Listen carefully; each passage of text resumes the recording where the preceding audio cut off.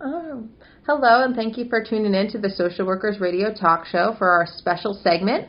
I'm co-host Alyssa Lotmore, and today I'm here with Samantha Fletcher. Sam is a second-year doctoral student in the School of Social Welfare at the University at Albany. Her research includes strategies utilized by lifelong social activists, peer support, program evaluation, gerontology, and veterans. Currently, Sam is coordinating a statewide program evaluation of peer support services for veterans facing post-traumatic stress disorder symptoms and other challenges in New York State.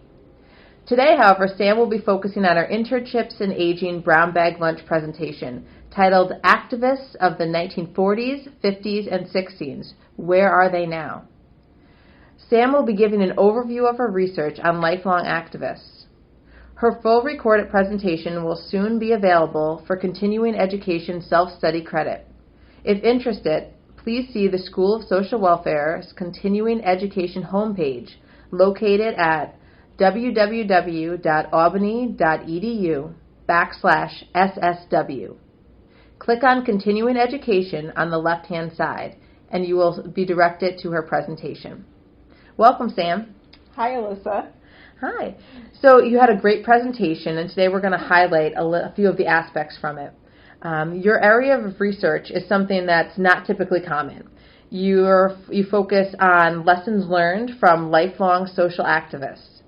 You conducted multiple interviews with these activists who are now in their late 60s, 70s, 80s, and even 90s. What inspired you to choose this research topic? Thank you, Alyssa.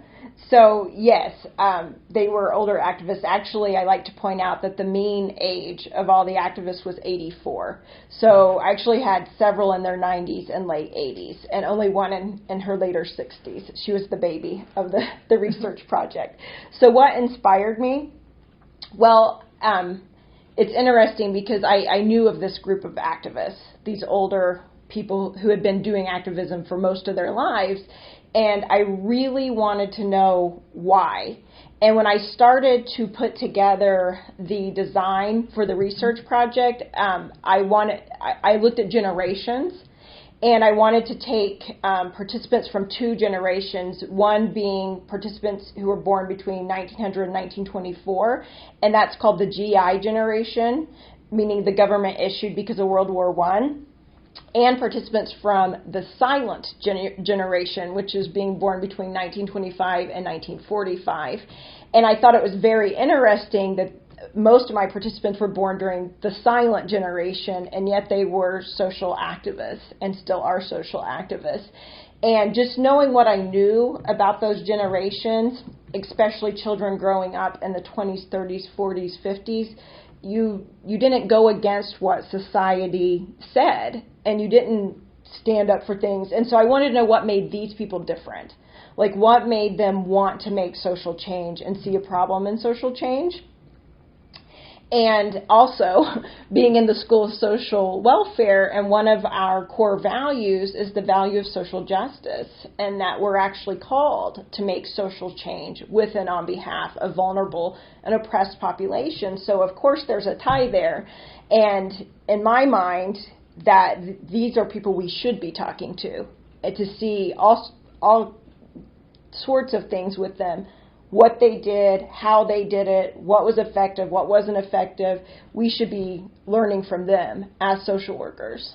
That's sort of like the how-to guide for social work. Here are people who have went through all of these different types of activism, have encountered challenges, have encountered different types of success, and here's sort of that, what inspired you and how can we now continue with that fight that they started. Even if it's a different topic, there's still always something to, be an activist for. There's always some right, some sort of issue of social justice that we can still continue. Absolutely. And there was a selfish component, too, because I like to do social activism and participate, and I have in the past tend to be someone who you just go and blow it up and you bring things to light, but then you don't really fix it. So there was a little selfish component of wanting to find out for myself, like, how did they do this and how did they make the change? How did they keep the change?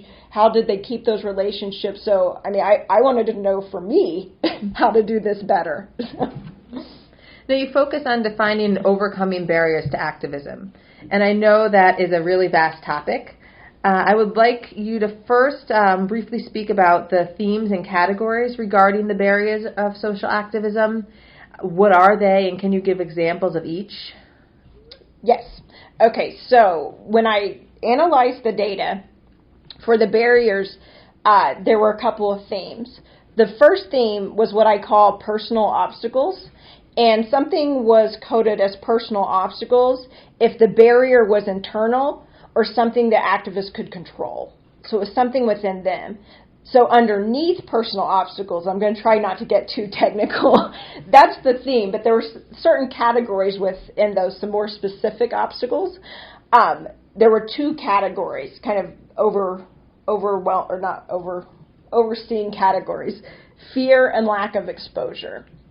So when the participants talked about fear, they discussed it in two different ways. One way was the fear of being attacked, which I'll go into a little bit later because that's also an obstacle. So it was like fear for safety, and it was interesting with that type of fear. It didn't stop them from the activism; they just changed what they did to make it more safe. But the second type of fear was one that actually surprised me when I was analyzing the data, and that was the fear of rejection. So this was usually, when they talked about this, it was at the beginning of their activism career. And they talked about really almost this internal struggle of becoming an activist, but yet wanting to be liked. So they were afraid that their loved ones or family members or friends wouldn't accept them. And there's a few quotes in the you're going to attach the CEU thing. There's a few quotes in there on this one, but to give you an example, like I had one of the participants when she really got into activism, and she was a huge feminist. She became a huge feminist, and her husband at the time would humiliate her and make fun of her and the other women that she was doing activism with. So that would be something like fear of rejection, that to be afraid to do it because that would happen, essentially. And then lack of exposure was, the first type was geographic. So some of the participants worked in the South, and they talked about segregation. So there were actually laws about them being able to work with people. They were working on the civil rights movement, and laws against them working with people of other races. So that was one of the barriers. But there was also lack of access. So say that they did... Again, we'll use the civil rights movement, and all of my participants but one identified as white, and then I had one who identified as African American. So the white participants who were wanting to be involved with the civil rights movement, so let's say they had access and they could go work with the African American community.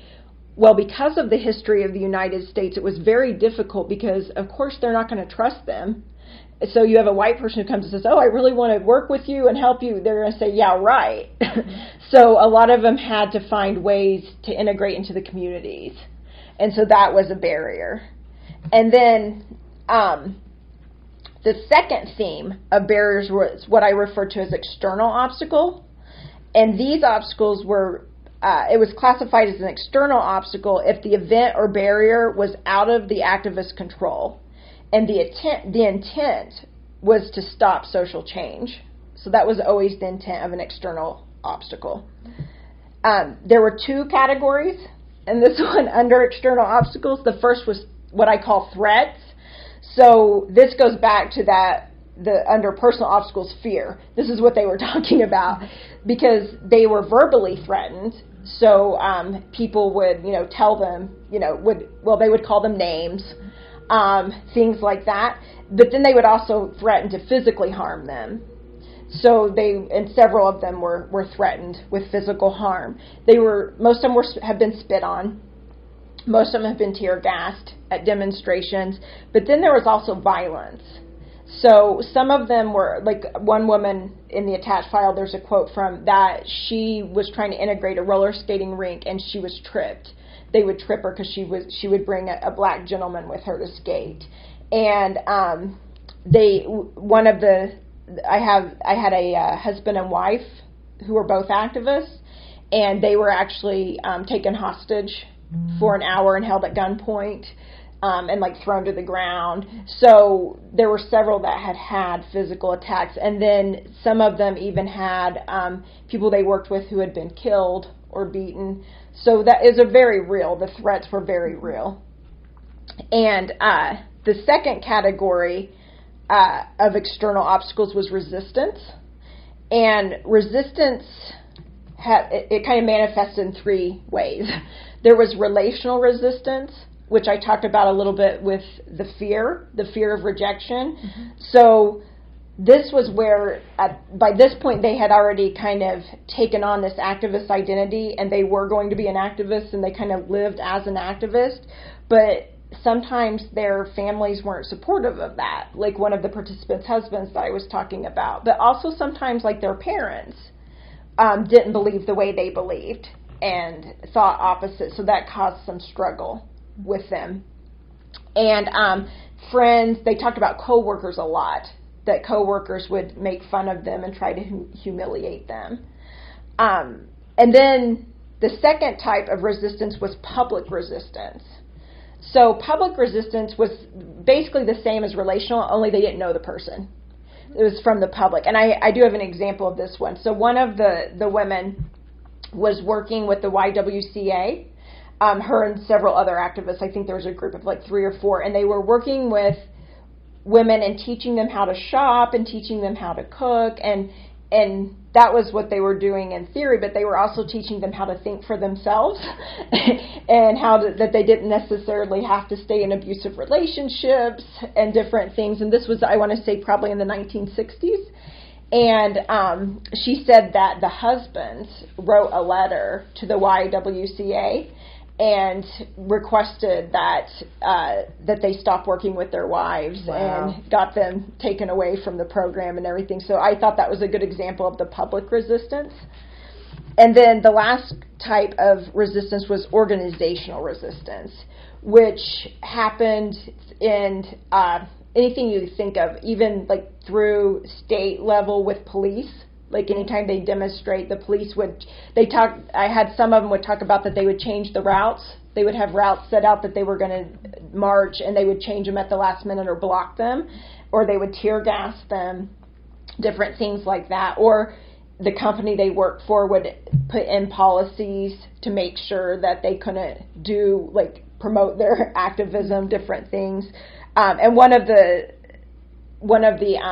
participants was actually a professor, and he talked about having to leave his first job on faculty. He was only there a year because he was working with the students in peace movements against the Vietnam War, and the college basically forced him out because of that. I mean, after hearing all of those different barriers to activism, it's to have people actually continue, and after all the challenges and just the threat. You mentioned threats. You mentioned different types of fear that they were experiencing. The resistance. To how do you keep motivating yourself to do that? So that leads me to my next question. So let's switch themes a little bit and categories. And how do we overcome the barriers to social activism? And can you explain how that is incorporated into your research and give some examples of how these barriers can be overcome? Okay, so usually the barriers in the interviews that I did, the barriers were defined in their narrative. So I started the interview by saying, just tell me about what you did. Tell me about your activism. And like I said, the average number of years of activism was 57. So it was between 40 and 75 years of activism. So I only got a snapshot of what they did, but they would talk for a long time about it, usually 45 minutes to an hour, just telling me these stories. So the barriers were stated within there. So after they told me that, I would kind of go back and say, okay, so you talked about, this barrier, and this barrier, or I'd say one at a time, and I'd say, how did you overcome those barriers? So that's how the question was asked and how I got these answers. So just like with barriers, overcoming barriers, there's two overarching themes. Mm-hmm. The first theme was individual strengths, which actually kind of goes with the barrier of personal obstacles. That you have the personal obstacles, and now you have individual strengths. So I coded this statement as an individual strength if the way through the barrier came from within them, if it was internal. And underneath the individual strengths were 3 categories: persistence, courage, and communication skills. So persistence was that attitude of keep going no matter what.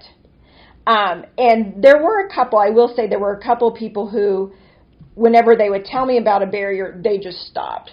Like it wasn't worth continuing with because what they were going to get out of it didn't justify the means. But for most of them, that wasn't the case. They may change tactics, but they kept going. And I'll give you an example. One of the participants started working for LGBTQ rights in the late 1950s, early 1960s. Oh, wow. So well before the public was working toward them. And so when I interviewed him, it's been 2 years now, but we had just started to make some strides in that. And this is something he had worked on for 60 years. That's persistence, because he went multiple decades without seeing anything, really, any progress. So that's a good example of the persistence. And then also, like I had mentioned, the couple who had been kidnapped, it was in Nicaragua. That's where they do a lot of their activism is in Nicaragua, and it never stopped. They still go every year. Like it didn't change it may change where they go while they're there, but it didn't change the fact that they go. And that must be tied into your next, subcategories of the individual strengths, which is the courage piece. Right. Because those experiences are scary. You know, it triggers fear, but they were able to be persistent in it, but it has to be tied to some sort of courage, I assume. Right, exactly, and that's right. And that's really how they overcame the barrier of fear, was that it was more worth it to them to do what they were doing and to even at times put their life at risk because it was the greater good. Social change was what was more important than even them, even their safety. Hmm. And then the communication skills was actually, out of all of them, seemed to be the most important one in one aspect, because that's what really drove success, was being able to communicate. And what they really talked about was that they always worked with people who were different from them, and they would actually work with people who believed opposite of them because it helped them to learn what the other side believed. And it would help them. They would try to build bridges and try to unite. And I can say that they were all very talented speakers, and a lot of them do professional type speaking. So they were very motivational, very talented in the speaking. And then the second theme under overcoming barriers was relational factors. And I coded the statement as a relational factor if the way through the barrier was with someone else. And of course, just like everything else, this broke into categories, different things. And I just want to point out that usually it was a combination of individual strengths and relational factors that got them through the barrier. It wasn't just one or the other. You can't go through it alone, as you said, I think earlier and in your presentation, that you need to have this sort of network. It's very hard to be an activist by yourself. Right. And, have that motivation. You need that group with you, or that support at least with you. Yes, that was huge. So when they talked about the relational factors, they talked about leaders. Leaders were huge. A lot of them were motivated and or led by a strong leader. And then, of course, they became a strong leader. So many of them, when I interviewed them, they had personally heard Martin Luther King Jr., and sometimes that was the person who motivated them to get into activism. They also talked about Nelson Mandela a lot. He was, at the time I did the interviews, was when he was dying. And so they almost all mentioned him as well. One of them actually worked with Saul Alinsky, who we know through social work. He's a huge community organizer. He worked hand in hand with him. And then several of them also worked hand in hand with members of Martin Luther King Jr.'s team, and still have relationships with them today. So leadership was a big deal. Next was exposure. So remember, we had the lack of access, the lack of exposure to certain groups. There was the geographic problem. So they overcame that by gaining exposure to the populations, which you would ask, well, how did they do that? So some of them actually moved into the neighborhoods where they wanted to do the work. And they went and lived in the middle of people and formed relationships with them. And they will tell you, they don't ever say, like they never worded that they did social activism for these people and to change these people. It was, they did it with these people. It was always a with. It wasn't to, it was with.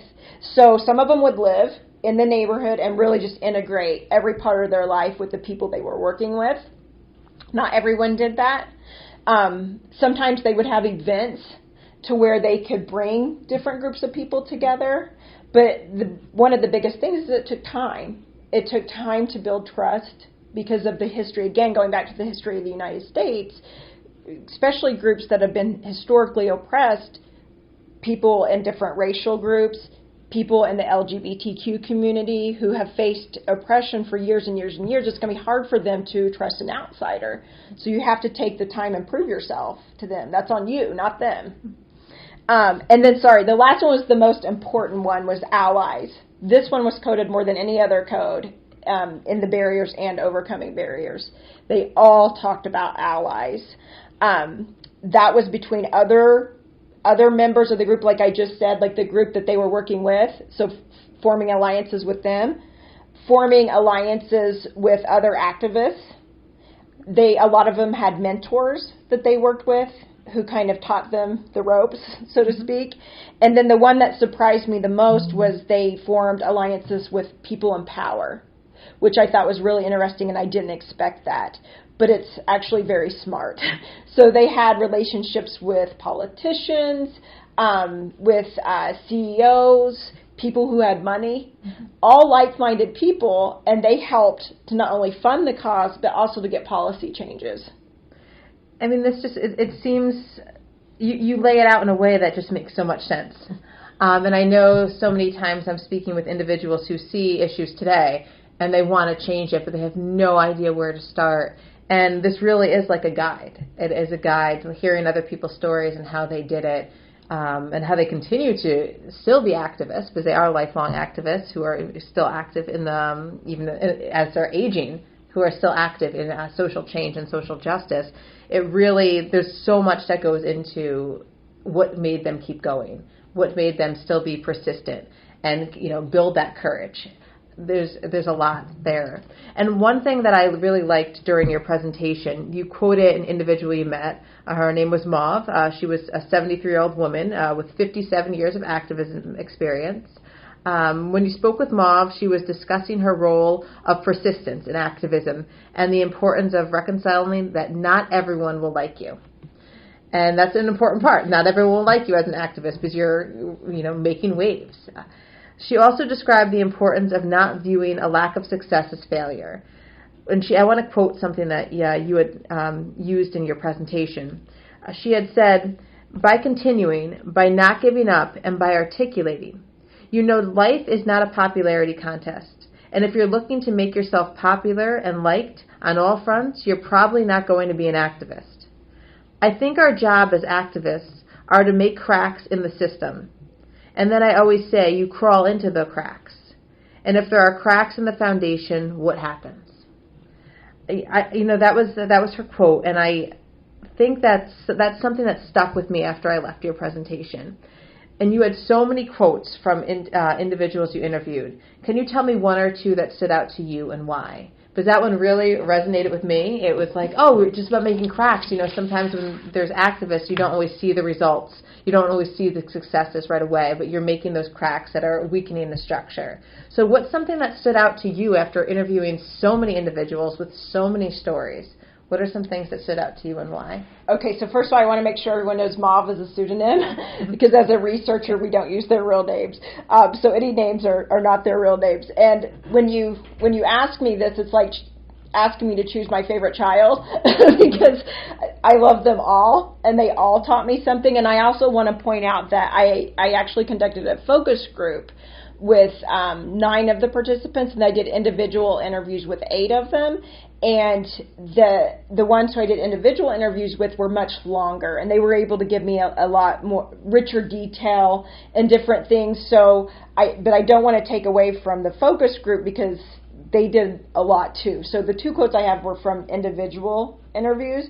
So the first one is from, I call him Dr. Lane, and he's talking about overcoming barriers. And he says, I think what I realized as far back as Memphis, that to maintain opposition that is counter to the mainstream, I needed to have a community of support. I guess that community of support in Memphis became, initially, the other campus clergy, because members in my congregation, they thought I was a wacko. I have consciously developed a kind of support group to sort of be able to have a basically interpretation as to what is taking place among people that will help me keep on keeping on. And that to do it by myself, I mean, that would be hard. So I just thought he was kind of backing up that you can't do it alone. You have to have other people, and he's talking about how important people were to him. And he kind of built on what Mauve said, that you're not going to be popular. People thought he was crazy. So that was from him. And then Reverend Bradley was the second quote I chose. Actually, as you know, I chose several, but I had to narrow it down to 2. So this is from Reverend Bradley. And he's just discussing basically activism being successful. Well, involvement itself is a success. If you get involved, even with those particular projects that you may wish could take place, whether it has to do with a law or whether it has to do with a way a community is forced to live, we still have an enormous amount of poverty in this country. For example, the Affordable Care Act, which is an attempt to provide a better way of taking care of each other, and it's a tremendous challenge. Well, every one of us who is working on some of these fantastic opportunities, there are failures along the way, and we are experiencing failures in terms of who has the greatest amount of money and what they're doing with it, and how they are in a certain way preventing some of their very own neighbors from being able to live creatively. We need to have a better commitment of the whole community, including those who have the greatest resources, a great deal of money, a great deal of power, and try to get their resources doing what it could do in terms of some of these issues. And I liked this quote because he really pointed out the failures, and like Mauve had pointed out, that in activism, just because you're not successful, it doesn't mean it's a failure. And that even getting people to think differently, because that's one of the biggest things I hear from right now I work with social workers, and they'll say it's so big. It's so big we can't make a change. And I tell them, you're right. It is really big.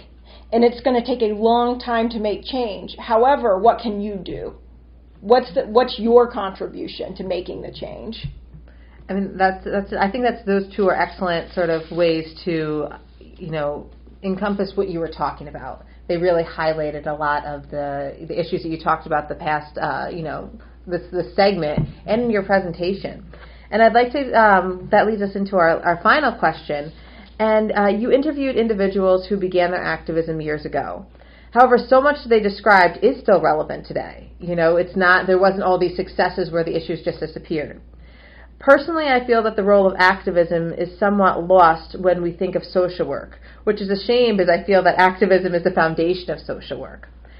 So my final question is, I'd like to know why you chose this topic of activism and why it's important to social work.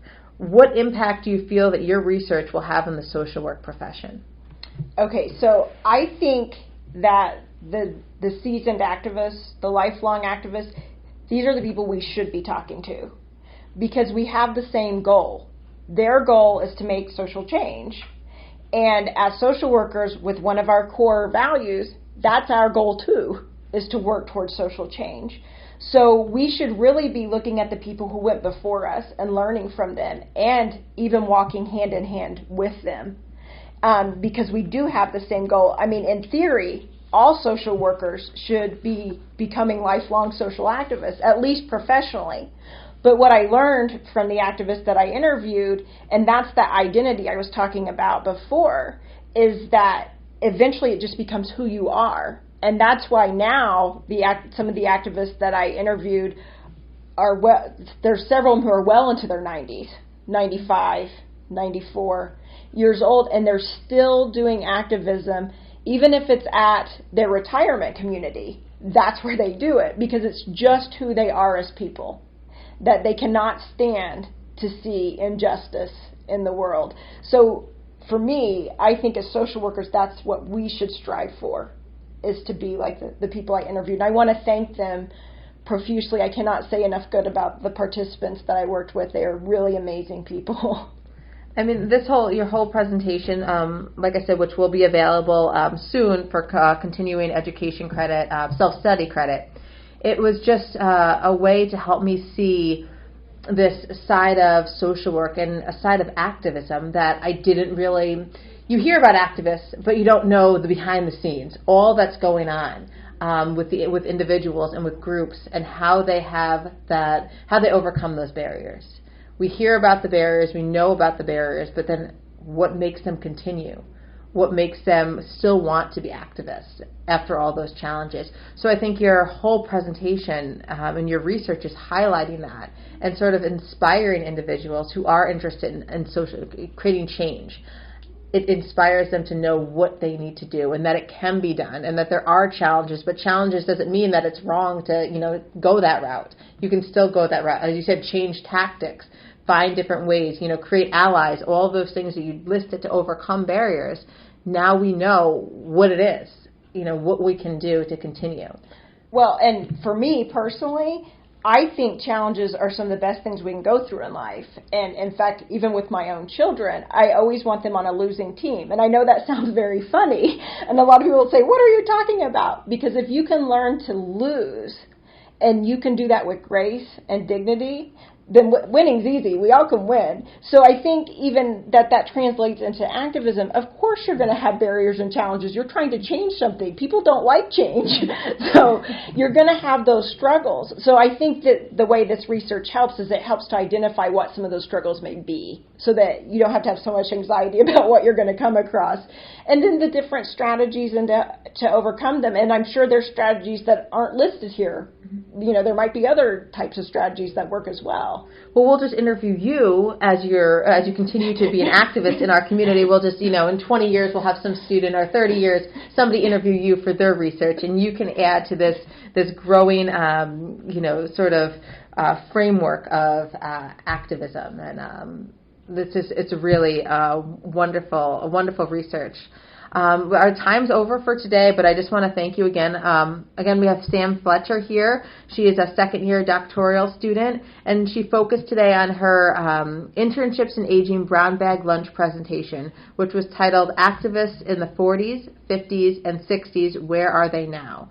Again, you can find her full presentation very soon on the University at Albany's School of Social Welfare Continuing Education page. Again, Sam, I want to thank you for not only this interview, not only for your presentation, but also for choosing a research topic that isn't as popular as other research topics. You really chose something that was different. I've never heard of a topic like this, or been familiar with somebody doing research in this way and on this topic. So I thank you for shining light on something that is so important to the social work profession. Thank you. I want to give all the credit to the participants in this study, because they're the real heroes in this story. Well, they have a wonderful. I'm so glad they even were willing to participate and still share that knowledge with them. So again, you're listening to the Social Workers Radio Talk Show, WCDB 90.9 FM, and today, thank you for listening with myself, Alyssa Lotmore, and Sam Fletcher.